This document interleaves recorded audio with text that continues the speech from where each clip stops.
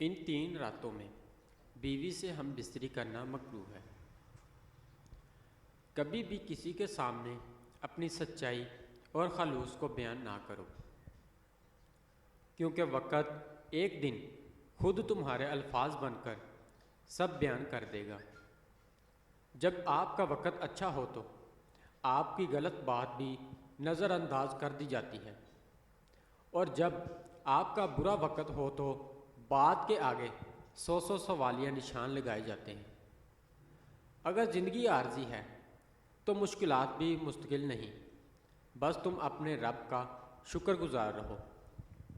ان 3 راتوں میں بیوی کے ساتھ جماع کرنا مکروہ ہے۔ نمبر 1، مہینے کی پہلی شب۔